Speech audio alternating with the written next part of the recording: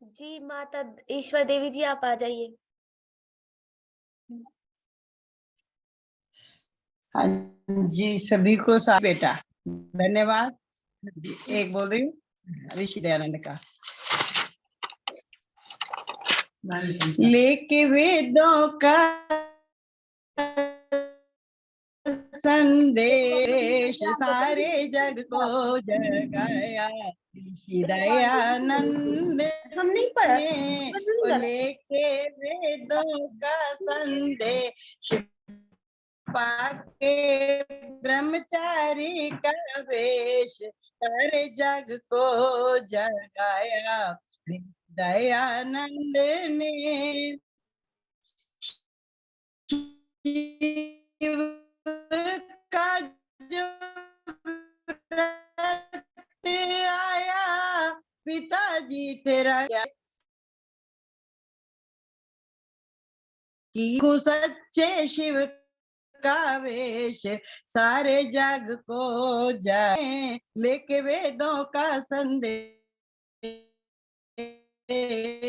पाके ब्रह्मचारी का वेश सारे जग को जगाया ऋषि दयानंद ने शिव जी की मूर्ति पे फल जो चढ़ाया चूहे ने ऊपर चढ़कर सब कुछ खाया सो रहे थे सभी अचेत जाग रहे थे स्वामी शेष सारे जग को जगाया ऋषि दयानंद ने सारे जग को जगाया ऋषि दयानंद ने देख कर अविद्या सोचा सच्चा प्रभु पाऊंगा मैं प्राणों की भेंट देकर जग को जगाऊंगा मैंने दी निज प्राणों की भेंट फैलाया वेदों का संदेश सारे जग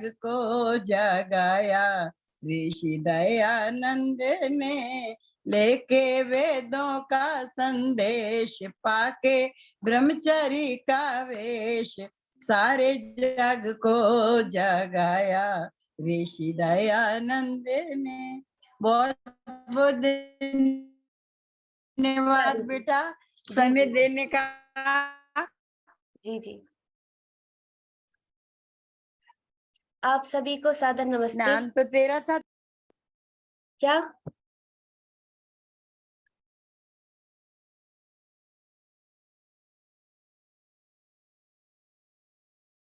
जी आप सभी को सादर नमस्ते। सच्चे शिव जी की खातिर जिसे छोड़ दिया टंकारा टक्कर ली तूफानों से केवल था ओम सहारा सच्चे शिव जी की खातिर जिसे छोड़ दिया टंकारा टक्कर ली तूफानों से केवल था ओम सहारा मथुरा जा करके पाया वेदों का ज्ञानी निराला गिरिजानंद की संगत से एक अदना बन गया आला, ज्योति से ज्योति पाई, सब दूर किया अंधियारा, टक्कर ली तूफानों से, केवल था ओम सहारा। सच्चे शिव जी की खातिर, जिसे छोड़ दिया टंकारा, टक्कर ली तूफानों से, केवल था ओम सहारा। हरिद्वार में जाकर जिसने पाखंड खंडनी लहराई, जिसके तरीकों को सुनकर लाखों बन गए अनुयायी, फीके पड़ गए सब नारे, गूंजा वेदों का नारा, टक्कर ली तूफानों से, केवल था ओम सहारा। युक्ति रूपी तीरों से पाखंडनी दल थर्राया, योगी की आवाजों ने सारा संसार हिलाया। था तप का फकत करिश्मा, दुनिया ने जिसे निहारा, टक्कर ली तूफानों से, केवल था ओम सहारा। एक बार कर्ण ने आकर तलवार सामने तानी, ऋषिवर ने जब ललकारा, फीकी पड़ गई पेशानी, घर गया तो गाल पकड़ कर ले गया चला चारा, टक्कर ली तूफानों से, केवल था ओम सहारा। जिसने लाखों की गर्दी को पाँव की ठोकर मारी, ईश्वर की आज्ञा पाली, था ऐसा आज्ञाकारी, लालच से दूर रहा वो, सबकी आंखों का तारा, टक्कर ली तूफानों से, केवल था ओम सहारा। केवल एक ही दीपक ने लाखों का दिया उजाला, तब हंस कई पतितों ने था अपना आप संभाला, सदियों से फंसी भंवर में किस्तों को मिला किनारा, टक्कर ली तूफानों से, केवल था ओम सहारा। सच्चे शिव जी की खातिर, जिसे छोड़ दिया टंकारा, टक्कर ली तूफानों से, केवल था ओम सहारा, टक्कर ली तूफानों से, केवल था ओम सहारा। बहुत बहुत धन्यवाद।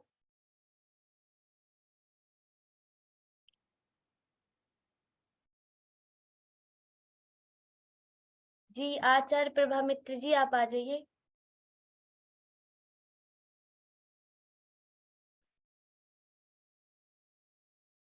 जी आचार्य प्रभा मित्र जी आप आ जाइए।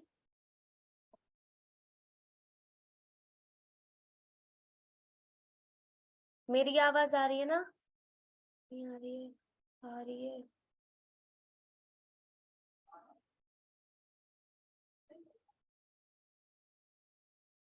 आचार्य प्रभा मित्र जी आप आ जाइए। पता नहीं उनका माइक क्यों नहीं खुल रहा। आचार्य प्रभा मित्र जी आप आ जाइए।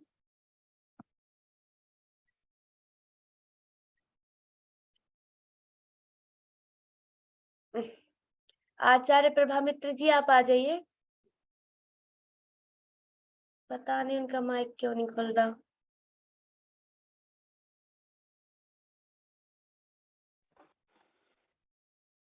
जी आचार्य जी। जी जी जी। नमस्ते। आइए आज बोधरात्रि के उपलक्ष्य में एक ऋषि भजन को ही गुनगुनाते हैं। वेदों की राही दयानंद स्वामी, तेरा जग में आना गजब हो गया। वो शिवरात्रि को सभी सो रहे थे, तेरा जाग जाना गजब हो गया। वेदों की राही दयानंद स्वामी, तेरा जग में आना गजब हो गया। छोटी उम्र में बना था बैरागी, छोटी उम्र में बना था बैरागी। कहाँ सूझती थी तुझे अपनी शादी, कहाँ सूझती थी तुझे अपनी शादी। प्रभु से मिलन की लगन दिल में लेकर, तेरा घर से जाना गजब हो गया। वेदों की राही दयानंद स्वामी, तेरा जग में आना गजब हो गया। हुआ शौक तुझको था सदाचरण का, करने को हासिल इल्म व्याकरण का। दयानंद तेरा विरजानंद दंडी की कुटिया में जाना गजब हो गया। वेदों की राही दयानंद स्वामी, तेरा जग में आना गजब हो गया। वो शिवरात्रि को सभी सो रहे थे, तेरा जाग जाना गजब हो गया। सारे वतन पे मुसीबत खड़ी थी, चहु और जहालत की बेड़ी पड़ी थी। ऋषि तेरे द्वारा क्रांति की पहली चिंगारी लगाना गजब हो गया। वेदों के राही दयानंद स्वामी, तेरा जग में आना गजब हो गया। वो शिवरात्रि को सभी सो रहे थे, तेरा जाग जाना गजब हो गया। अंतिम समय में बिस्तर पे पड़े थे, सारे बदन में फफोले पड़े थे। ऐसे कठिन वो मुश्किल घड़ी में तेरा मुस्कुराना गजब हो गया। तेरा जग में आना गजब हो गया। वो शिवरात्रि को सभी सो रहे थे, तेरा जाग जाना गजब हो गया। तेरा जाग जाना गजब हो गया। बहुत बहुत धन्यवाद। नमस्ते। आगे आचार्य।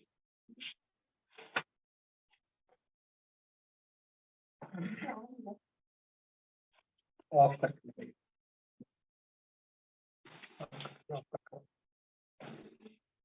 ओम नमस्ते जी, सभी को सादर नमस्ते। नमस्ते जी, नमस्ते जी। अच्छा जी, आरंभ करें। जी प्रारंभ करें। जी जी जी। बहुत सुंदर। सभी लोग लंबे गहरे सांस लेंगे और प्रणव ओम का उच्चारण करेंगे। ओम।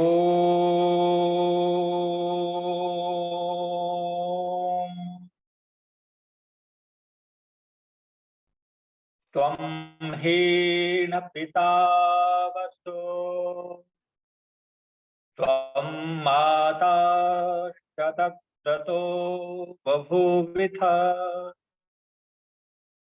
अधाते नमीमहे।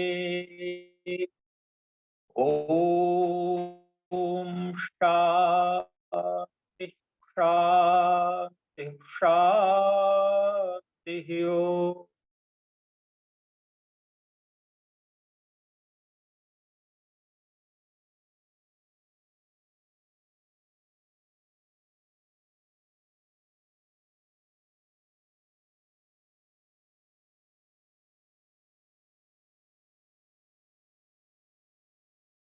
सभी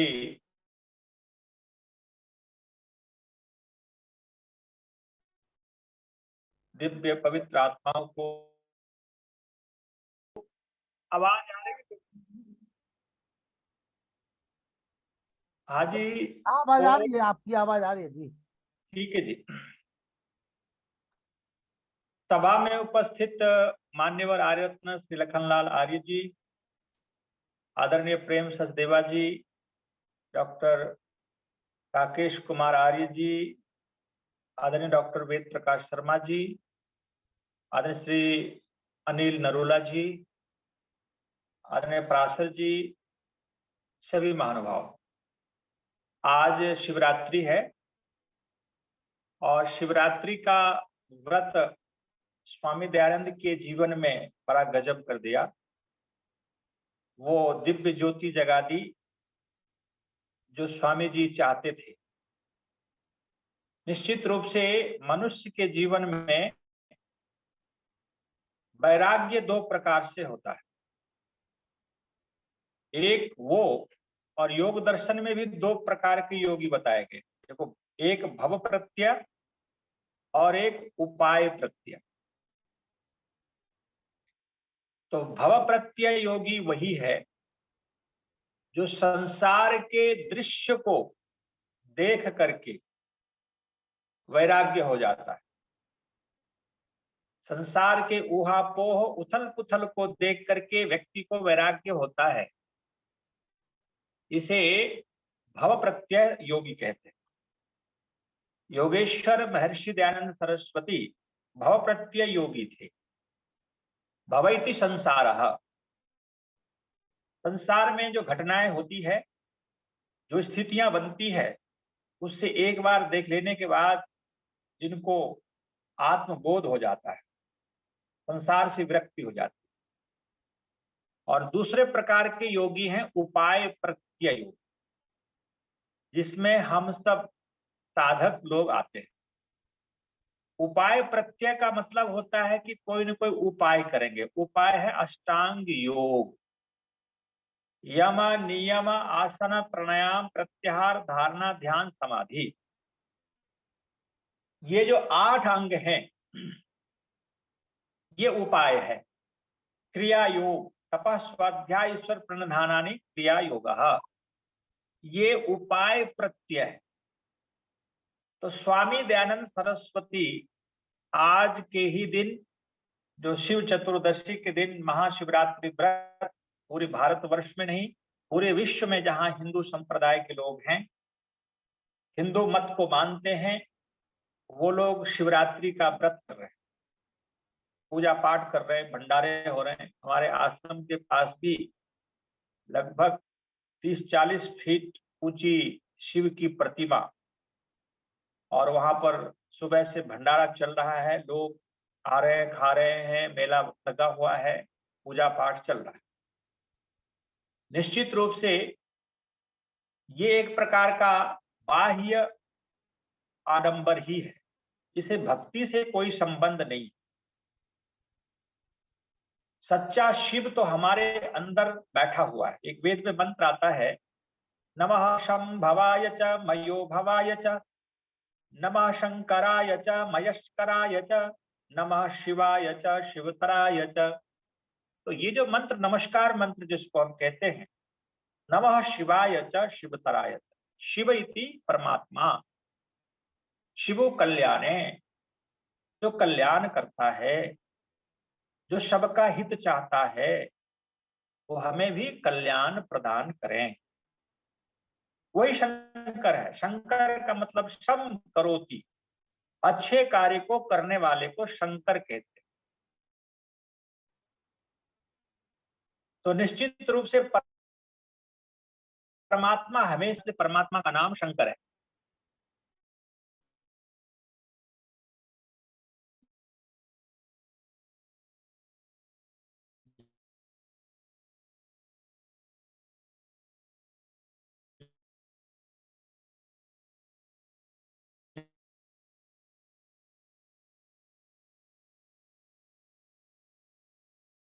आज के दिन शिवलिंग के ऊपर चूहा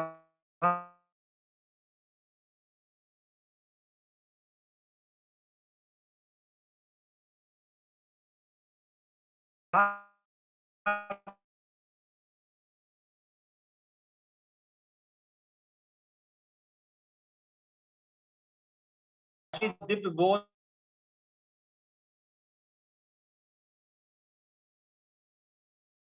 होना,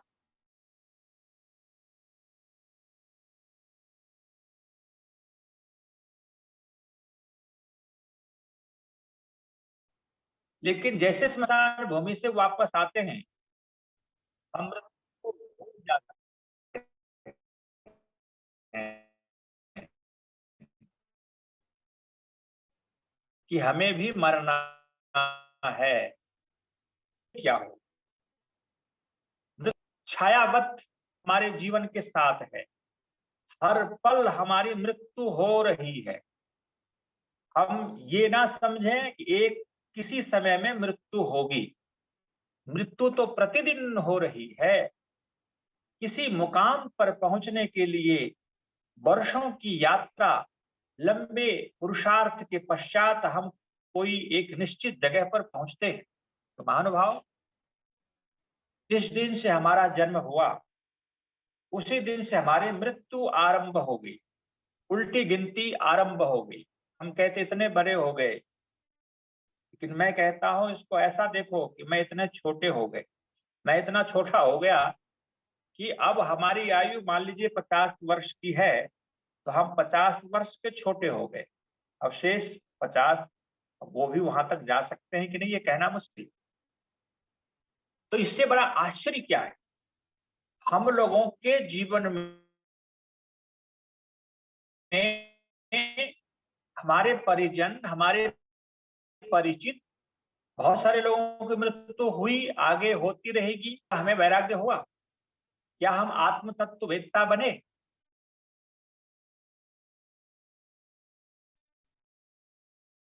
हमारे सामने शिवलिंग के ऊपर चूहा नहीं चढ़ता है, मूर्तियों पर नैवेद्य चढ़ा रहता है, वहां पर किस प्रकार से पशु पक्षी उसे खा जाता है, उस पर मल मूत्र त्याग कर देता है। लेकिन हमें इस घटना से, इस मृत्यु से कोई वैराग्य नहीं होता।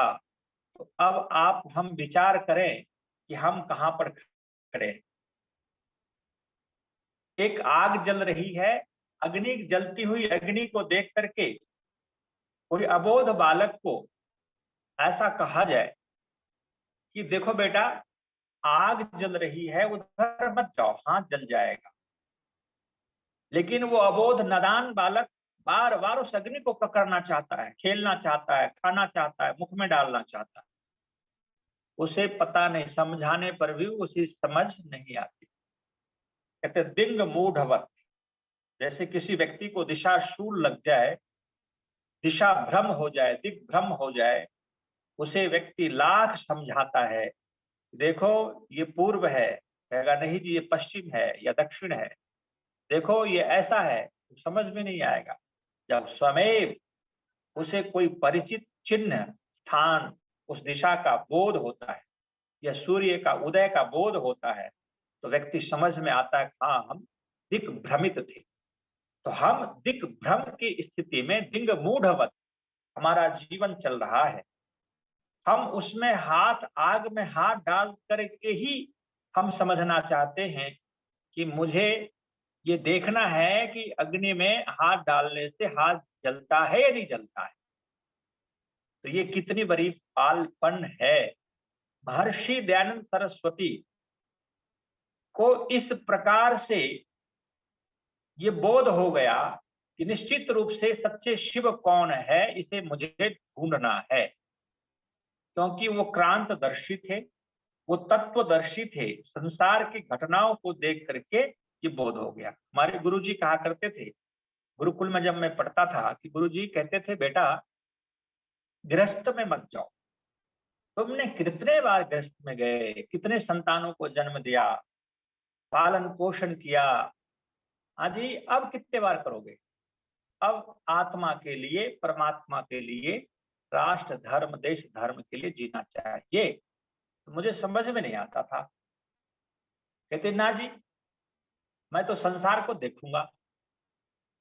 तो अब समझ में आता है कि हम जैसे अबोध मानव कि अग्नि में हाथ डाल करके देख करके ये पता लगाना चाहता है कि हाथ जलता है कि नहीं जलता है, और अपनी पूरी आयु, पूरा समय, जीवन उसी में खप जाता है परीक्षण करने में। लेकिन महर्षि दयानंद का जीवन एक एक पल समाज और राष्ट्र के लिए, आत्मा के लिए रहा। वो शिवरात्रि के दिन ही चूहा का चढ़ना और उनको बोध होना कि मैं कौन हूं, सच्चा शिव कौन है, इसे मुझे जानना है। और इस उद्देश्य से आज के दिन बाहर शिव के खोज में निकलने का संकल्प का बीजारोपण हो चुका। ऐसे 21 वर्ष की आयु में घर छोड़े थे और 14 वर्ष की आयु में शिवरात्रि का व्रत उन्होंने अनुष्ठान किया था। महानुभाव, शिवरात्रि का जो आज पर्व पूरे विश्व में लोग मना रहे हैं, इसका उपासना पद्धति को भी स्वामी दयानंद ने, इसकी जो पूजा पद्धति है इसको भी दर्शाया कि 4 पहर में 4 प्रकार की पूजा ये शिव के भक्त करते हैं जो शैव होते हैं। प्रथम पहर में दुग्ध का अभिषेक करते हैं शिवलिंग के ऊपर, दूसरे पहर में दधी का, तीसरे पहर में घी का, चौथे पहर में शहद का। तो कहते हैं शिव साक्षात्कार हो जाता है, शिव भगवान दर्शन देते हैं, प्रसन्न हो जाते हैं। ये मनगढ़ंत बात। इस प्रकार की पूजा तो वर्षों से, सैकड़ों वर्ष से मानव करता हुआ आ रहा है। किन्हीं को शिव दर्शन दिया हो तो शायद ऐसा कहीं भी इतिहास नहीं मिलता है। सच्चा शिव का दर्शन, जो वास्तव में संसार का रचयिता, करता, धरता है, जो परमात्मा है, जो निराकार है, सर्वव्यापक है, अनादि, अजन्मा, अनंत, निर्विकार, अनुपम, सर्वाधार, सर्वेश्वर, सर्वांतर्यामी ब्रह्म, वो सर्वव्यापक जो सबके हृदय में व्यापक। कुछ लोग शिव को भगवान ईश्वर मानते हैं, कुछ लोग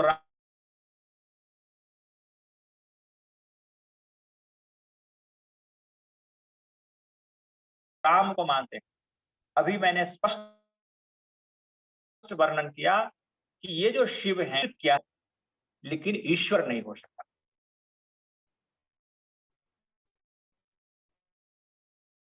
ईश्वर कभी के बारे में भी कहते, एक राम दशरथ का बेटा, एक राम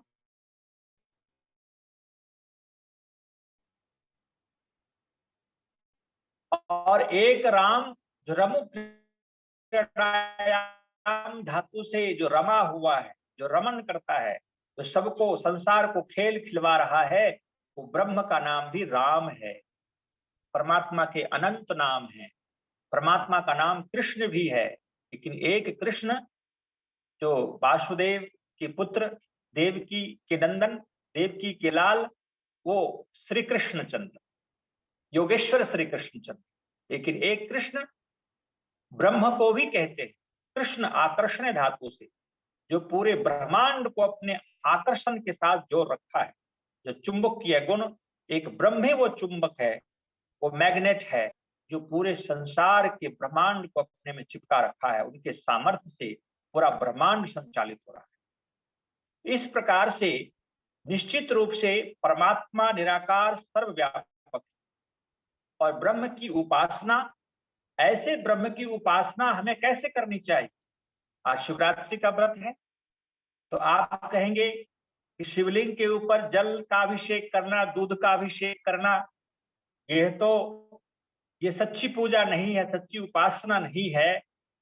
तो फिर कैसे ब्रह्म का उपासना करें जो ब्रह्म निराकार है, जो सर्वव्यापक है, जो दिखाई नहीं देता है, अगोचर है, उस ब्रह्म की उपासना कैसे की जाए। निश्चित रूप से उस ब्रह्म की उपासना की पद्धति जो शास्त्रों में वर्णन है कि मानव उस ब्रह्म को यदि भजना चाहता है, उपासना करना चाहता है, तो उस ब्रह्म को गुण से ही उसकी उपासना करें। स्वामी दयानंद सरस्वती जी ने सत्यार्थ प्रकाश में कहा, किसी भी गुण से गुणी का बोध होता है कि व्यक्ति यदि कोई गुण, जैसे अग्नि का गुण है गर्मी, हिट, प्रकाश, तो उस गर्मी से हम अग्नि का बोध करते हैं। तो ब्रह्म का भी बहुत सारे गुण हैं। ब्रह्म प्रत्यक्ष नहीं है लेकिन उनके गुण प्रत्यक्ष। उन गुणों से हमें उपासना करनी चाहिए, उन गुणों का स्मरण करना चाहिए। और मैं पीछे भी कहा था कि निश्चित रूप से जो मनुष्य अपने जीवन में ब्रह्म को जानना चाहता है, ब्रह्म से जुड़ना चाहता है, तो वह व्यक्ति परमात्मा की उपासना करने से पहले परमात्मा के उपकारों को अपने जीवन में स्मरण को ले आए, स्मृति में ले आए। जैसे ही ब्रह्म के उपकारों को हम स्मृति में लाते हैं तो निश्चित रूप से वो ब्रह्म के साथ हमारा संबंध बनता है, ब्रह्म के साथ हमारी मैत्री भाव बनती है, अंदर से एक आनंद की उद्भव, आनंद की अनुभूति होती है।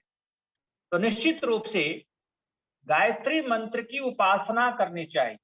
शिवरात्रि के व्रत के दिन हमें संकल्प लेना चाहिए कि परमात्मा की खोज करने के लिए सबसे सरल उपाय है गायत्री मंत्र की उपासना, गायत्री मंत्र की जप विधि।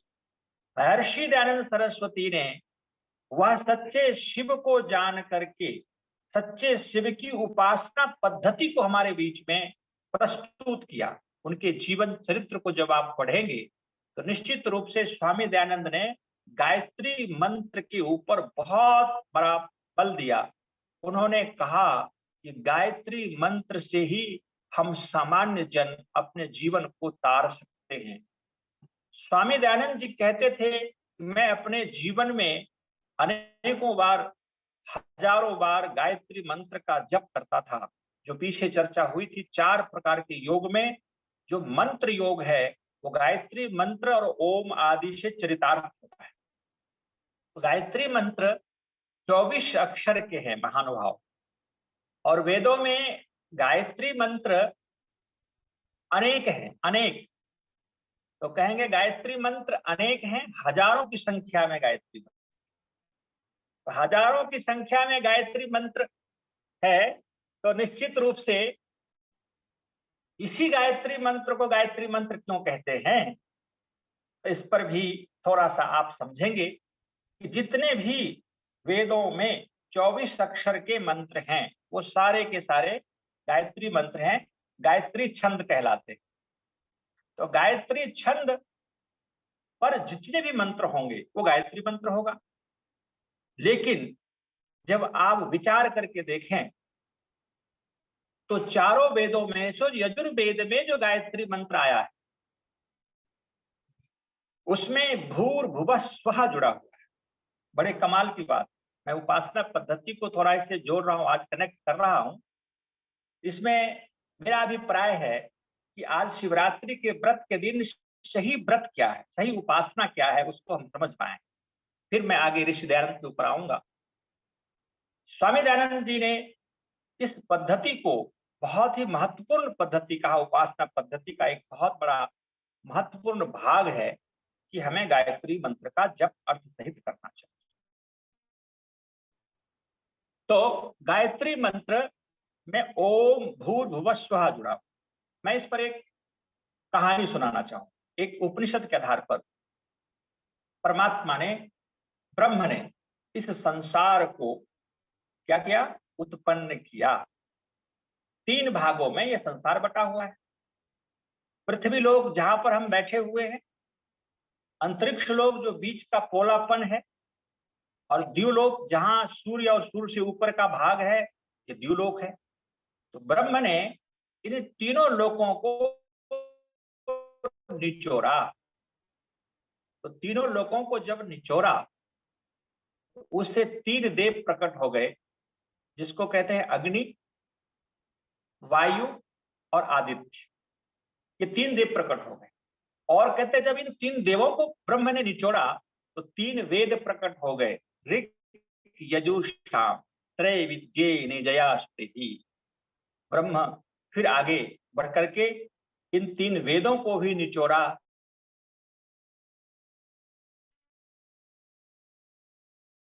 वह स्वः महाव्याहृति। अब इन 3 शब्दों को भी निचोड़ा गया, एक ओम की ध्वनि प्रकट। निश्चित रूप से गायत्री मंत्र में ओम भूर्भुवः स्वः जुड़ा हुआ है। इसलिए जो तत्सवितुर्वरेण्यम भर्गो देवस्य धीमहि वाला गायत्री मंत्र है, ये महामंत्र बन गया, गुरु मंत्र बन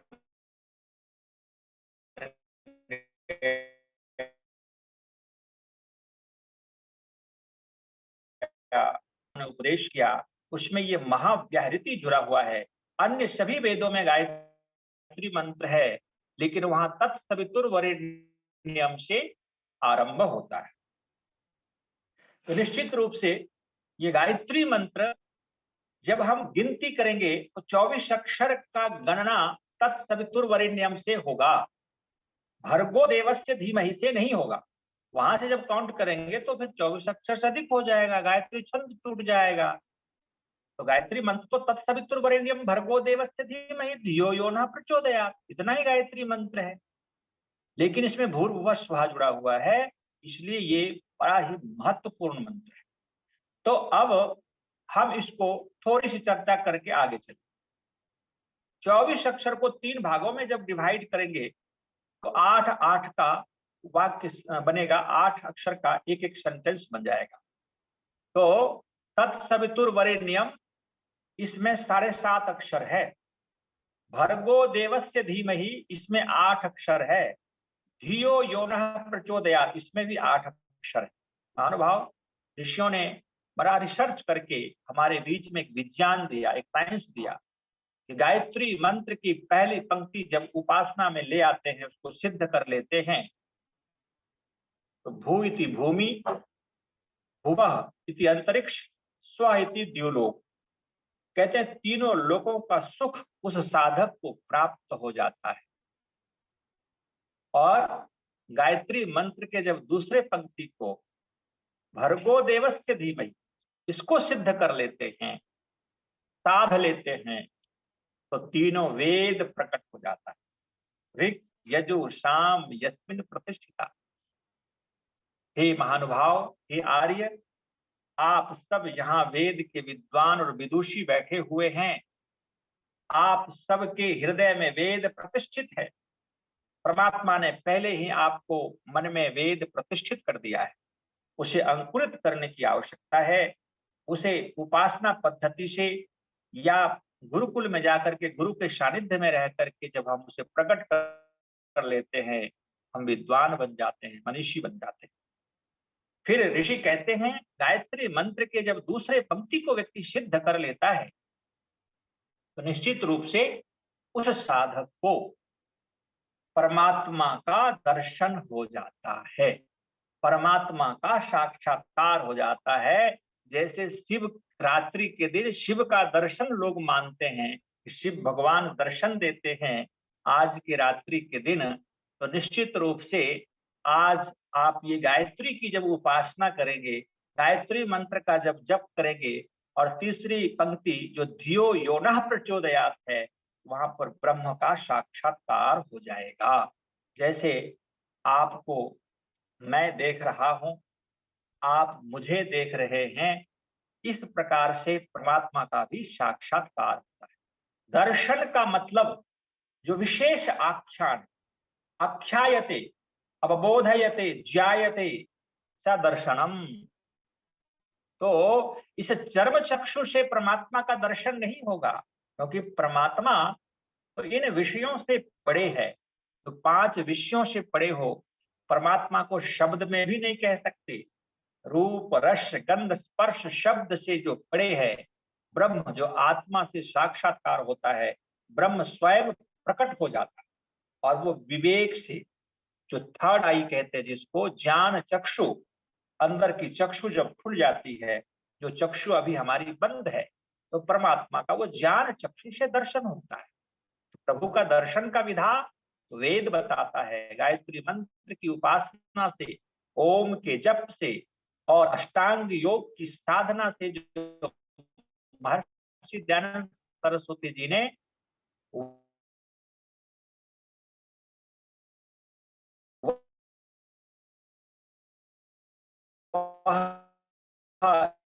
सिद्ध करके उच्च कोटि के योगी हम नहीं कहते हैं, क्योंकि स्वामी दयानंद ने स्वयं कहा मैं मध्यम कोटि के योगी था। निश्चित रूप से वो सिद्ध पुरुष थे और उनके जीवन का अद्भुत घटनाएं हमारे बीच उपस्थित, जैसा कि भागवत खंडन के प्रसंग में कल मैं बता रहा था, खंडन में जो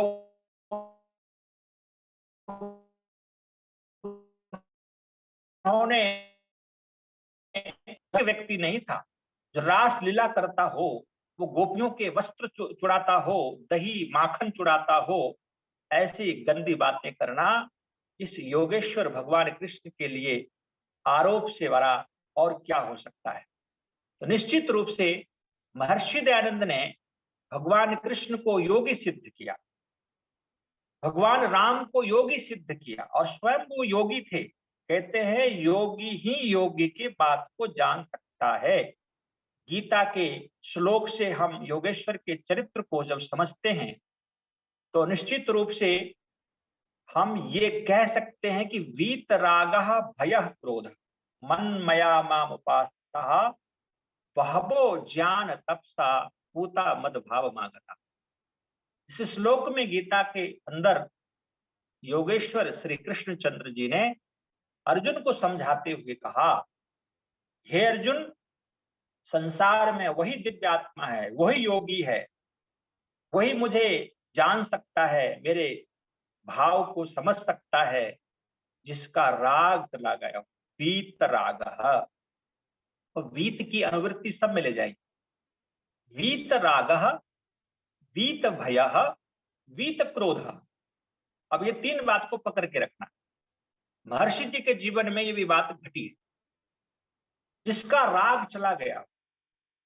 संसार में 3 प्रकार के मानव होते हैं, मानव, रागी, विरागी और वीतरागी। रागी कौन है? तो संसार में आप हम जैसे मानव राग युक्त है, धन से, पद से, परिवार से, बच्चे से चिपके हुए हैं, छोड़ना नहीं चाहते।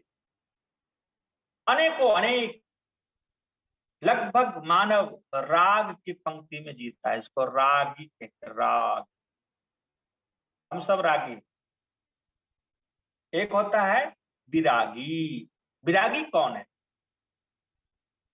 संसार में बहुत सारे लोगों को आपने देखा होगा, बहुत सारे सन्यासियों को देखा होगा, ब्रह्मचारियों को देखा होगा, वानप्रस्थियों को देखा होगा। वस्त्र से लाल वस्त्र पहने हुए हैं, पीले वस्त्र पहने हुए हैं, सफेद वस्त्र पहने हुए हैं, जटाजुट बढ़ाए हुए हैं।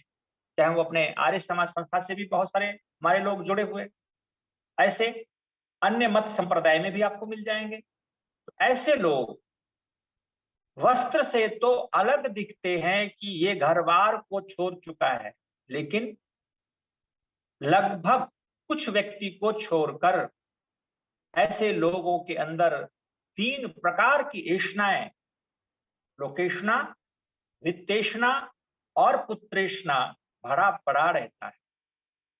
वो लोकेष्णा के लिए जीता है, धन के लिए जीता है, पद के लिए जीता है। सन्यासी हो गया लेकिन पद छोड़ना नहीं चाहता। धन की कामना बनी हुई है, पुत्रेष्णा की कामना बनी हुई है, किसी न किसी अपनी ऐष्णाओं को पूर्ण करना चाहता है। दिखने में तो लगता है विरागी, घर से अलग हो चुका है, लेकिन महत्वाकांक्षी, संसार के सुख को भोगने की अभिलाषा रखता है। ऐसे व्यक्ति को विरागी कहते हैं। एक होते हैं वीतरागी। वीतरागी कौन है? महर्षि देव दयानंद सरस्वती। विगत राग स वीतराग, जिसके जीवन से राग चला गया, जिसके जीवन में कोई आसक्ति ना हो, उसे वीतरागी कहते हैं। ऐसे दयानंद जब घर से निकले थे तो दोनों हाथों में 2-2 स्वर्ण की अंगूठियां थी, 2 इस हाथ में, 2 इस उंगली में, 4 अंगूठियां। और श्मशान भूमि में जब रात्रि विश्राम किया है कुटिया में, तो जो बटमार आए, स्वामी दयानंद जब मूल शंकर था, तो बटमार ने 2 अंगूठियां ले ली, 2 छोड़ दिया, और बाकी अंगूठियां कुछ ठगों ने मांगा, उसको दे दिया। उन्हें किसी धन से राग नहीं, उसे पद से कोई राग नहीं। स्वामी दयानंद जैसे वीतरागी को न धन, न कोई ऐसे सुंदरतम कोई महिला या सुंदरतम कोई पदार्थ स्वामी जी को प्रभावित नहीं कर पाए। ऐसे ब्रह्मचारी, ऐसे वीतरागी देव दयानंद को आज के दिन बोध हो गया था, मुझे सत्य शिव की तलाश में निकलना। तो वीतराग, फिर कहा वीत भय, भगवान कृष्ण कहते हैं हे अर्जुन, जिसका भय चला गया। महर्षि दयानंद के अंदर कोई भय नहीं था। इसकी चर्चा मैं अभी करता हूं। भय क्या है? वीत क्रोध, इसको पहले समझ लेते हैं। जिसका क्रोध चला गया। स्वामी दयानंद के जीवन में क्रोध बिल्कुल नहीं था। लेकिन जब हम यज्ञ करते हैं तो क्या कहते हैं? मन्युरसी मन्युर्मही देहि, सहोवसी सहो मही देहि, बलमसी बलम मही देहि। हे प्रभु, मुझे बल दो, मुझे मन्यु दो, मुझे सहन करने की शक्ति दो, वीर्य दो, ओज दो, तेज दो। परमात्मा से प्रार्थना करते हैं। तो महर्षि दयानंद के जीवन में क्रोध तो नहीं था, लेकिन मन्यु जरूर था। और इसी मन्यु के कारण, अब मन्यु और क्रोध में अंतर समझ लिया जाए। क्रोध कहते हैं वो जो क्षणिक सांसारिक सुख की प्राप्ति में कोई बाधा बनता है, बाधक है, उस बाधक तत्व के प्रति जो उबाल आता है। वैषयिक सुख की रक्षा के लिए रूप, रस, गंध, स्पर्श, शब्द, इन 5 विषयों की प्राप्ति में कोई बाधा उत्पन्न करता है तो हम उत्तेजित होते हैं। चाहे वो कोई भी व्यक्ति हो, छोटी छोटी बातों पर हम आवेशित होते हैं, जिसमें न सिद्धांत की बात है, न धर्म की, न न्याय की। इसको क्रोध कहते हैं। और इस क्रोध पर जो व्यक्ति नियंत्रण पा लेता है, निश्चित रूप से वो योगी बन जाता है, वो साधक बन जाता है। लेकिन योगी हम बन गए, मन्यु नहीं खोए। मन्यु तो हमारे अंदर है, होना चाहिए। हम योगी हैं, लेकिन आत्मरक्षा की बात हो, धर्म रक्षा की बात हो, स्वदेश रक्षा की बात हो, तो हम उस दुष्टों पर इस प्रकार से उत्तेजित होकर, आक्रोशित होकर उन्हें मान मर्दन करने का सामर्थ्य रखते हो, तो उसे मन्यु ऋषि मन्युर्मही देहि कहते हैं। महर्षि दयानंद के अंदर ये कूट कूट करके भरा हो। जिस व्यक्ति के अंदर अभय आ गया, अभयता आ गया, निर्भयता आ गई, जो व्यक्ति किसी से डरता नहीं, उसके अंदर मन्यु भी तो रहेगा। अनुभाव स्वामी दयानंद को क्रोध नहीं आता था अपने शत्रुओं पर। आप सबको पता है कि जो नित्य प्रतिदिन स्वामी जी को एक साधु गाली देता था, एक दिन स्वामी जी ने फल से भरा हुआ टोकरी को उस व्यक्ति को भिजवाया था कि जो मुझे नित्य प्रतिदिन गाली देता है, उसे दे आओ। और वो व्यक्ति को जब फल दिया गया, वो साधु बड़े आश्चर्यचकित हो गए कि दयानंद जो मेरा दुश्मन है वो मुझे फल क्यों भेजेगा। व्यक्ति को विश्वास नहीं। लेकिन बाद में जब पता चला कि स्वामी दयानंद जी ने मुझे फल भिजवाया है, और स्वामी जी उस व्यक्ति से मिलकर के कहा कि तुम खूब फल खाओ, फल बढ़ाओ, और जिससे नित्य प्रतिदिन मुझे आशीर्वाद दिया, जिससे मैं अपनी गलती को देख सकूं कि तुम मुझे गाली देते हो तो मुझ में कहीं न कहीं दोष है, खोट है, जो उस खोट को, उस कमजोरी को मैं जान पाऊं और उस दोष को मैं परिमार्जन कर पाऊं, मैं अपने जीवन को शुद्ध कर पाऊं। ऐसे देव दयानंद को हमें नमन करना चाहिए। हे ऋषिवर, तू कितना महान है। तुम अपने शत्रुओं को भी जो गाली देता था उसको भी तुम फल खिलाया करते थे, तो निश्चित रूप से स्वामी दयानंद को क्रोध कहां। स्वामी दयानंद की कोई गलती निकालता हो तो स्वामी जी को क्रोध नहीं आता था। लेकिन मनुरषि धेहि, स्वामी जी के जीवन में ये बातें बिल्कुल अक्षरशः चरितार्थ। आप सभी जानते हैं, जोधपुर जाना चाहते थे स्वामी जी, और जोधपुर की यात्रा में स्वामी जी को कई भक्तों ने कहा कि स्वामी जी आप जोधपुर ना जाएं, वहां के लोग बड़े क्रूर हैं, दुष्ट प्रवृत्ति के हैं। स्वामी जी कहते थे कि मेरी उंगली को कोई पलीता बना करके लगा दे और बत्ती बना करके जला दे, मेरी उंगलियां तिल तिल जलती रहे, फिर मुझे किसी से भी भय नहीं, डर नहीं, और मैं सत्य ना कहूं, मुझे सत्य कहना है। स्वामी जी को पता चल गया जोधपुर का नरेश महाराजा प्रताप सिंह जी, महाराजा रोशन सिंह जी, ये लोग व्यसनों में फंसे हुए, दुराचार में फंसे हुए। स्वामी दयानंद वहां जाकर 5 मास का प्रवास किया, 5 मास, महानुभाव। और वहां पर 3 बार स्वामी जी के पास महाराजा प्रताप सिंह जी आए, कर्नल महाराजा प्रताप सिंह, और 3 बार स्वामी जी राजा के महल में भी गए मिलने के लिए। राजा और स्वामी जी के अंदर इतनी मैत्री हो चुकी थी, इतना प्रेम था। स्वामी जी उस प्रेम के वशीभूत होकर महाराजा को बड़ा निवेदन किया। किसी ने कहा स्वामी जी को कि स्वामी जी, जो आपके शिष्य हैं, आपके प्रिय व्यक्ति जो महाराज प्रताप सिंह हैं, वो विष्णु में फंसे हुए, वह वेश्या के साथ अपने अधिकांश समय को बिताता है। स्वामी जी अचानक एक दिन उनके दरबार में पहुंच गए तो देखा कि पालकी में बैठी हुई वो नन्ही जान जो बाजारू औरत थी, उसे देखा। महर्षि दयानंद को देख करके महाराज प्रताप सिंह बड़े घबराए, सकपकाए, ये क्या हो गया। जल्दी से उनकी पालकी को बाहर भेजवाने के लिए कहा, इसको बाहर ले जाओ। एक व्यक्ति लड़खड़ाए आगे पालकी उठाने में, राजा ने स्वयं कंधा दे दिया उस पालकी को और वो आगे बढ़ा दिया।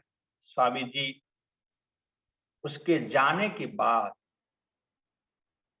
बड़े प्यार से, धैर्यपूर्वक उन्होंने समझा, हे राजन, आप राजपुरुष सिंह के समान हो, और ये वेश्या, तो ये कुतिया है, कुतिया के सदृश है। स्वामी दयानंद बड़े कठोर शब्दों में कहा कि आप सिंह होकर के, शेर पुत्र होकर के कुतिया पर मरते हो। राजन, तुम्हें शोभा नहीं देता, तुम बहुत शरीर से कमजोर हो गए हो। और जोधपुर नरेश से भी कह देना, उनके जो ऊपर के राजा थे। कि आप दोनों महानुभाव अपने स्वास्थ्य की रक्षा करें, आपका शरीर बहुत कमजोर हो गया है, इसलिए आप शरीर की रक्षा करें, ब्रह्मचर्य का पालन करें, हमसे दिनचर्या को ठीक करके दिनचर्या का पालन करें और इस दुर्व्यसन को छोड़ दें। अब ये उपदेश तो स्वामी जी ने किया ही किया। वापस जब आए, उन्होंने महाराजा के नाम एक पत्र लिखा, खत लिखा।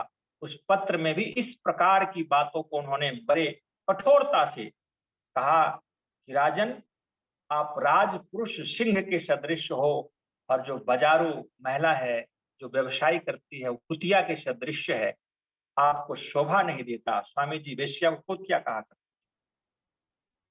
अब ये पत्र भी महाराज को मिला कि आप अपने स्वास्थ्य की रक्षा करें, जिससे पूरे आर्यावर्त की रक्षा होगी। मेरी इच्छा है आप जैसे सज्जन महानुभाव स्वस्थ होकर दीर्घजीवी होकर पूरे आर्यावर्त की रक्षा करें।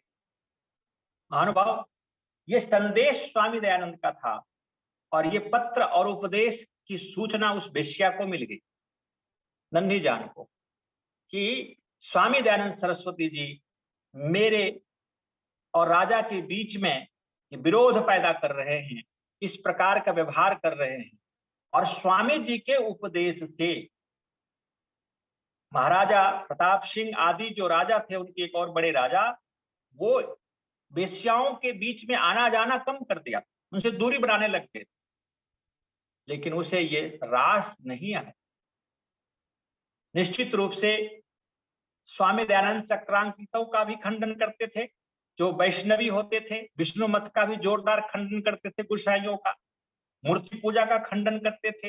एक ईश्वरवाद, निराकार ईश्वर की पूजा पद्धति पर बल देते थे। स्वामी दयानंद के एक मेहता विजय सिंह भी, जो चक्रांकित थे, जो वैष्णवी थे, उनके विरोधी थे। वेश्या नन्ही जान और मेहता विजय सिंह दोनों आपस में मिल गए और वहीं से षड्यंत्र आरंभ हो गया। महानुभाव, महर्षि दयानंद के जीवन के प्रति षड्यंत्र, और इस प्रकार से षड्यंत्र रचा गया कि उनके रसोइयों को अपने जाल में फंसाकर स्वामी दयानंद जी को दूध में बहुत गहरा विष संख्या डालकर और कांच को बारीक पिसवा करके दूध में मिला करके पिलवा दिया गया। उससे पहले एक दो दिन और अशुभ घटनाएं घटी। स्वामी जी के जीवन का एक ये शुभ घटना है कि उनके साथ एक भरतपुर का एक कुल्लू कहार रहता था और बड़ी श्रद्धा से स्वामी जी की सेवा करता, बड़े भक्त था वो। लेकिन एक से दो दिन पहले जब उनको जहर दिया गया, वो कुल्लू कहार स्वामी दयानंद के लगभग 500 से 700 रुपये लेकर के खिड़की से ही चंपत हो गए, भाग गए। स्वामी जी ने बहुत लोगों से सूचना भिजवाई, छानबीन करवाई। उस समय के 700 रुपये अभी के बहुत पैसे होते। तो स्वामी जी को लगा कि कोई अशुभ घटना घटने वाली है, यहाँ लोग सारे हमारे विरोधी हो रहे हैं। लेकिन वो पापी जगन्नाथ, वो भी धन के लोभ में आकर के स्वामी दयानंद को हलाहल विष को दूध में मिला करके पिला दिया। स्वामी जी तो बड़े प्यार से पी गए, लेकिन थोड़ी ही देर के बाद उनके पेट में, उदर में शूल पैदा हो गया, बड़ी पीड़ा होने लगी और वोमिटिंग हुआ। एक से दो बार वोमिटिंग हुई। स्वामी जी ने सोचा कि कोई और कारण रहा होगा। दूसरी बार स्वयं वो पानी पीकर के वोमिटिंग करते हैं, उल्टी कर लेते हैं। स्वामी जी का शूल प्रातःकाल होते ही वो बेचैनी हो गए, बढ़ता गया दर्द। अब वो दर्द पेट में था, जो चुभन हो रहा था, जो कांच पीस करके उस दूध में मिलाया गया था, जो आंतों को काट रहा था। स्वामी जी कुछ देर के बाद वो अजमैन का पानी पीते हैं, अजमैन का वो पानी भी पी लिया। और स्वामी जी का जीवन बड़ा आदर्शपूर्ण रहा। मैं थोड़ी सी दिनचर्या इससे पहले की घटना बता दूं। स्वामी जी जब वेद भाष्य करते थे तो प्रातः 4 बजे जगते थे और 4 बजे जग करके वो आधे घंटे तो दातुन करते थे, नित्य क्रिया शौच आदि से निवृत्त होकर के लगभग 5 से 6 किलोमीटर 2 कोस की दूरी पर वो चले जाते थे और वहां जाके आधे पौने घंटे वो ध्यानस्थ होकर के परमात्मा से दर्शन करके वापस आते थे। और वापस आकर के इतना शरीर बलिष्ठ था, 6 फीट का जवान और वो सुंदर ब्रह्मचर्य का तेज। स्वामी दयानंद जब वापस आते थे पूरा शरीर पसीना से लथपथ हो जाता था। उनके साथ जो 2 महानुभाव जाते थे ब्रह्मचारी, वो कहते थे कि मैं दौड़ता था, स्वामी जी तेजी से चलते थे और मैं दौड़ना पड़ता था, इतनी स्पीड से चलते थे। और जब पसीना आते थे 10-15 मिनट बैठ करके पसीना को सुखाते थे, अधिक पसीना है तो शरीर पर रेत डाल देते थे और 15 से 20 मिनट के बाद वो 1 गिलास मिश्री मिला हुआ दुग्ध पान करते थे और दुग्ध पान करके और फिर 8 बजे ठीक वो वेद भाष्य के लिए बैठ जाते थे। और 2 पंडित जो देवदत्त और रामचंद्र नाम के बड़े अच्छे पंडित थे, उनसे वेद भाष्य करवाते थे। स्वामी जी बोलते जाते थे और वो लिखते जाते। 11 बजे तक स्वामी जी वेद भाष्य करते थे और 11 बजे के बाद स्वामी जी आधे घंटे के लिए कमरे में बंद हो जाते थे।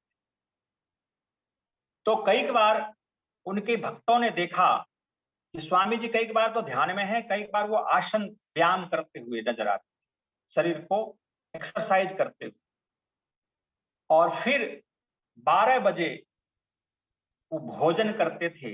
भोजन का उनकी दिनचर्या थी चावल, रोटी, दाल, सब्जी, इस प्रकार के भोजन, कभी कभी खिचड़ी रोटी भी लेते स्वामी जी।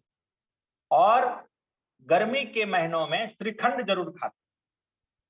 श्रीखंड जिसमें दही, केसर, इलायची और जो धनिया होता है उसका पिसा हुआ पाउडर को मिक्स करके बड़े बारीक से वो स्वामी जी उसका सेवन करते। और आम के दिनों में स्वामी जी को आम बहुत प्रिय था। शाम को भोजन नहीं लेते, शाम का उनका भोजन था 2-3 आम वो चूसते थे बड़े प्यार से और 1 लीटर लगभग दुग्ध, उसमें मिश्री, केसर आदि मिला हुआ वो पीते थे। स्वामी जी का ये रात्रि का भोजन था। और 12 बजे के बाद वो आधे पौने घंटे वो विश्राम करते थे, सोते नहीं थे, वो लेटते थे, उसमें भी वो चिंतन मग्न रहते थे। और 1 बजे से लेकर के और 3 बजे तक स्वामी जी सत्यार्थ प्रकाश और संस्कार विधि के प्रूफ रीडिंग करते थे।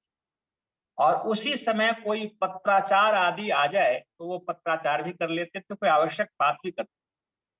3 और 4 के बीच में पुनः अपने शरीर पर पूरा मिट्टी लेपन करके, जो मुल्तानी मिट्टी, पीली मिट्टी होती है, उसे लेपन करके स्वामी जी आराम से 1 घंटे उस अवस्था में रहते थे। स्नान आदि फिर करते थे। स्नान करके 4 बजे वो ठीक अपनी सभा में आ जाते थे, जहां पर उनका 4 से 6 बजे तक उपदेश होता था। और 6 से 8 बजे तक स्वामी जी शंका समाधान करते थे। कभी कभी 9 बजे भी वहां मंच पर बैठे रहते थे। और कभी स्वामी जी, ये जोधपुर की कहानी, और कभी बीच में जोधपुर के नरेश महाराजा जब आ जाते थे, स्वामी जी से घंटों बात करते रहते थे। 10 बज जाता था तो स्वामी जी कहते थे, हे राजन, अब 10 बज गया, अब बात कल करेंगे, बस मुझे अब सोना है, अब अभी बात नहीं करेंगे। टाइम के बड़े पक्के थे। और 10 बजे वो ठीक सो जाते, फिर 4 बजे जगना। उनके बाद की दिनचर्या की चर्चा की। उसके बाद उनको जहर दिया गया। तो जहर जब पिलाया गया तो स्वामी जी को ये भान हो गया कि कोई षड्यंत्र है, ये दूध में कहीं जहर मिला है। स्वामी जी को बोध हो गया। डॉक्टर को बुलाया गया। संयोग से महाराजा के तरफ से डॉक्टर अली मर्दान खां, उसको नियुक्त किया गया। और उन्होंने स्वामी जी को और विरेचन करने वाले औषधि जो जुलाब की तरह और मल को बाहर निकाले, उसको दिया गया। स्वामी जी के और शुभचिंतक वैद्य लोगों ने ऐसा विश्लेषण किया, वो जो मुसलमान वैद्य था उसमें अपने औषधि में और पॉइजन मिला करके स्वामी जी को वो जुलाब कराने के लिए, अपने पेट साफ करने के लिए वो औषधि पिला दी। स्वामी जी को एक दिन में 30 से 40 बार वह लूज मोशन होने लगा, वो लेटरिन जाने लगे। अब व्यक्ति को 30 से 40 बार जब किसी को इस प्रकार से पतला शौच हो तो वो क्या हालत होगा। यह घटनाएं कई दिनों तक होती रही। स्वामी जी कभी कभी मूर्छित हो जाते थे, बेहोश हो जाते थे। उनके भक्तों ने कहा स्वामी जी से कि स्वामी जी, यहाँ आप ठीक नहीं होंगे। अजमेर में जो उनका परोपकारिणी सभा चल रहा था, वहां के मंत्री को, सभासद को जैसे ही पता चला, सभी भागे भागे वहां आए और स्वामी जी को लेकर के वहां से जोधपुर से आबू ले जाने की तैयारी। आबू ले जाया गया। आबू में वहां चिकित्सा करनी थी, लेकिन स्वामी जी को वहां भी लाभ नहीं हुआ। अजमेर के एक मुस्लिम वैद्य था, पीर नामक, उन्होंने कुछ औषधियां दी और उस औषधियों स्वामी जी को थोड़ा सा लाभ हुआ। लेकिन वो पीर कहता था कि स्वामी जी यदि आबू ना जाकर के अजमेर आ जाते तो मैं स्वामी जी को बचा लेता। स्वामी जी के शरीर से जो संख्या, जो जहर डाला गया, वो बिल्कुल निर्मूल निकाल देता। लेकिन उनके भक्तों ने कहा कि एक मुस्लिम वैद्य ने तो इस प्रकार से चाल चला, ये भी मुस्लिम वैद्य है, कहीं और स्वामी जी के जीवन पर खतरा ना आ जाए, इसलिए आबू ले जाया गया। आबू में स्वामी जी का स्वास्थ्य बिगड़ता गया, वो ठीक होने के बजाय और बिगड़ता गया। कुछ दिन के बाद फिर आबू से अजमेर लाया गया। अजमेर में स्वामी जी जब अपने शैया पर पड़े हुए तो जिस समय उनको जाना था, कार्तिक की अमावस्या, दीपावली का दिन, स्वामी जी शैया पर पड़े हुए और उस समय अपने को स्वस्थ अनुभव करते थे। कुछ लोगों ने उनको उठा करके बैठा दिया, शरीर में फुफोले पड़ गए, वो बोल नहीं सकते थे, कभी इशारे से भी बात करते थे। लेकिन वो असह्य वेदना को स्वामी जी के उफ तक भी नहीं किया, वो सब सहन करते रहे। अंग्रेज अधिकारी, एक डॉक्टर आए मिलने के लिए, इस भयंकर वेदना को वो व्यक्त नहीं कर रहे हैं। उन्होंने बड़ा आश्चर्य किया, ये कोई धीर वीर, कोई योगी पुरुष ही ऐसा कर सकता है, इतनी वेदनाओं को अपने अंदर सहन कर ले। साधारण व्यक्ति इस वेदनाओं को एक पल भी नहीं झेल सकता।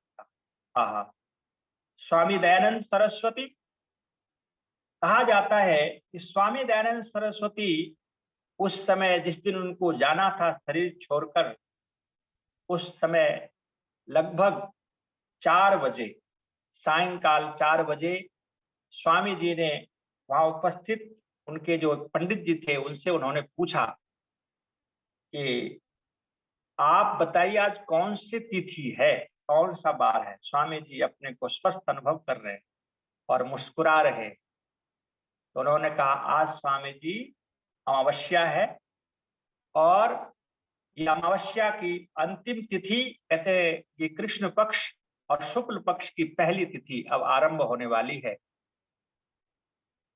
स्वामी जी कहते हैं कि आज मंगलवार का दिन। तो ठीक है, आप मेरे इस सारे घर के दरवाजे को खोल दें। बिनाई कोठी में जब स्वामी जी अजमेर में अंतिम श्वास ली, अभी भी हम लोगों के लिए तीर्थ स्थल है, वहां जाना चाहिए जहां स्वामी जी अपने भौतिक शरीर को छोड़ा। वहां पर आज भी उस सकारात्मक ऊर्जा विद्यमान है। निश्चित रूप से स्वामी जी ने कहा ऊपर के छत को भी थोड़ा सा खोल दिया जाए। जहाँ थे स्वामी जी, ऊपर की खिड़की को भी खोला, बाहर की खिड़कियों को खोला। उनके 2 शिष्य, एक भीमसेन जी, एक आत्माराम जी, वहां उपस्थित थे। ये दोनों ब्रह्मचारियों को स्वामी जी अपने तरफ से 100 रुपये भक्तों से कहा कि इनको 100 रुपये और एक शॉल इनको भेंट करके काशी जाने के लिए कहा। आप यहाँ से काशी चले जाना पढ़ने के लिए, आप लोगों ने मेरी बड़ी सेवा की। स्वामी जी वहां पर खड़े हैं सभी लोग, और स्वामी जी बेड पर पड़े हैं, और इतनी गहरी लंबे श्वास चल रहे हैं, बहुत तेजी से श्वास चल रहा था स्वामी जी को, लेकिन उस श्वास को रोक करके फिर मुख से बाहर निकाल देते थे। असह्य वेदना को सहते हुए स्वामी जी ने अंतिम श्वास ली। लगभग सायंकाल 6 बजे स्वामी जी ने कहा, हे ईश्वर, तेरी इच्छा पूर्ण हो। तुमने बड़ी अच्छी लीला की, हे ईश्वर, तूने बड़ी अच्छी लीला की, तेरी इच्छा पूर्ण हो। स्वामी जी अग्नि स्वस्ति पंथा मनुचरे सूर्य चंद्रमसाविव पुनर्दता घ्नता जानता संगमे मही, और गायत्री मंत्र का पाठ, वेद मंत्र का पाठ करते हुए स्वामी जी ओम शब्द बोलते हुए अपने एक बार लंबे गहरे श्वास लिया, और फिर उन्होंने श्वास को छोड़ा और अपने भौतिक शरीर को स्वामी जी छोड़ गए। सदा सदा के लिए हम लोगों को अनाथ बना करके स्वामी जी चले गए। यदि स्वामी जी को जहर ना दिया होता तो आज भी स्वामी जी हमारे बीच में विद्यमान होते, और स्वामी जी ने कहा कि मैं तो जा रहा, इन लोगों के कुचक्र से, दुष्टों के अत्याचार के कारण मुझे भौतिक शरीर छोड़ना पड़ रहा है, लेकिन मैं दोबारा आकर के वेद भाष्य करूंगा निश्चित रूप से, तब तक ये दुष्टों का कहीं अंत हो जाए।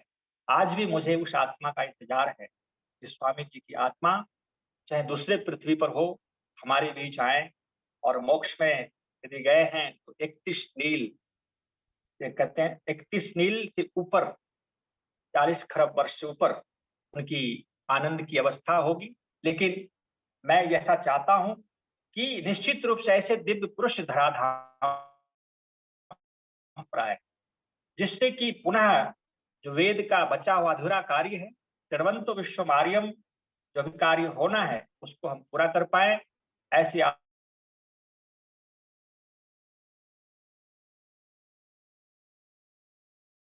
आत्मा की हम सकते हैं। को रात्रि के दिन स्वामी जी को बोध हुआ, सत्य शिव की खोज, सत्य की तलाश, और कार्तिक अमावस्या दीपावली के दिन स्वामी जी का अंतिम इस भौतिक शरीर का प्रस्थान छोड़ करके, निश्चित रूप से ये स्वामी जी का वृत्तांत जो आप सब लंबे समय से सुन रहे हैं, और ये संक्षेप से उनके वृत्तांत को वर्षों उनके जीवन पर बोला जाए तो भी कम पड़ जाएगा। स्वामी जी का जीवन एक दर्शन है, एक सागर है। आप सबने ध्यान पूर्वक सुना। स्वामी जी का, योगेश्वर महर्षि दयानंद जी का योग का आत्मचरित्र, यौगिक आत्मकथा, तो आप हम यहीं पर विराम करेंगे। आज के इस प्रसंग में आगे की चर्चा आगे के विषयों में करेंगे। आप सबको बहुत बहुत साधुवाद, धन्यवाद। ओम शांति शांति। और महर्षि दयानंद सरस्वती की जीवन चरित्र योग पर आधारित आप सभी लोगों ने सुना। एक लंबे समय से आप सुनते आ रहे हैं। निश्चित रूप से आपके ज्ञान में कुछ वृद्धि हुई होगी, ऐसा मेरा व्यक्तिगत मानना है। और कल से उपनिषद का जो तत्व ज्ञान है उसके बारे में आप लोगों को सुनना को मिलेगा, क्योंकि आज महर्षि दयानंद सरस्वती को बोध प्राप्त हो गया था। तो मेरा ऐसा मानना है कि इतने समय से सुनते हुए लगातार आप भी आ रहे हैं, तो आपको भी बोध प्राप्त हो गया होगा महर्षि दयानंद के जीवन से। तो आज हम लोगों ने यहाँ इसका समापन कर दिया है महर्षि दयानंद के जीवन चरित्र का। कल से आपको उपनिषद आचार्य प्रभावित जी के द्वारा सुनने को मिलेगी, और उसके बाद अनुगत रूप से कार्यक्रम हमारा आपका चलता रहेगा।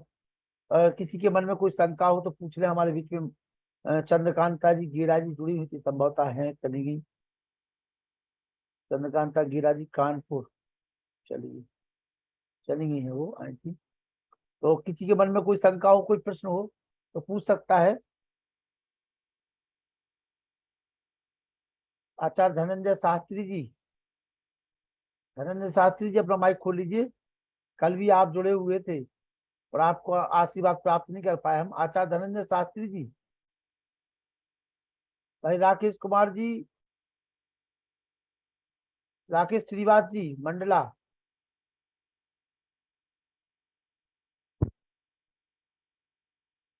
राकेश श्रीवास्तव जी मंडला, धनंजय शास्त्री जी,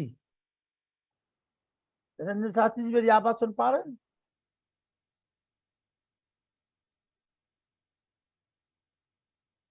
चलिए, धनंजय शास्त्री जी मेरी आवाज नहीं सुन पा रहे हैं। मैं निवेदन करूंगा, किसी के मन में कोई शंका हो तो हाथ उठा करके पूछ लीजिए, वरना आइए युद्धवीर जी शांति पाठ कराइए, क्योंकि कल एक कार्यक्रम है मेरा, तो हमें थोड़ी सी कुछ लोगों से हम वार्तालाप कर ले, कल के लिए भी हमारे पास समय है जी। युद्धवीर जी सभी शांति पाठ, विद्वानों को मेरा सादर नमस्ते। आइए शांति पाठ करिए। ओम द्यौ शांति अंतरिक्षम शांति पृथ्वी शांतिराप शांतिरोषधयः शांति वनस्पतयः शांतिर्विश्वे देवा शांति ब्रह्म शांति सर्वं शांति शांतिरेव शांति सामा शांतिरेधि। ओम शांति शांति शांति। ओम। जो बोले सो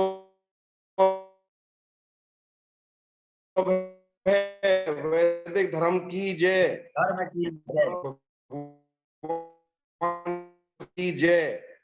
सभी को नमस्ते सादर योगेश नमस्ते। दयानंद सरस्वती।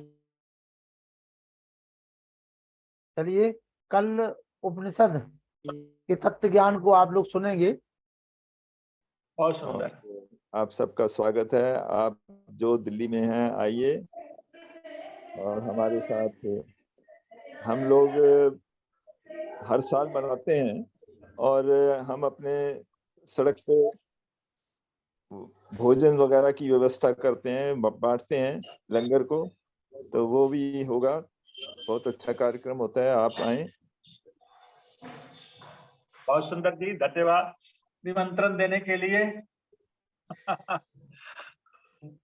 दिल्ली में कौन सी समाज से सचदेव? बहुत बहुत धन्यवाद आचार्य जी, आपने आज जो कथा पूर्ण की है उसके लिए आप साधुवाद के पात्र हैं। कल उपनिषद प्रारंभ होंगे, कल उपनिषद का तत्व ज्ञान सुनेंगे आप लोग जी।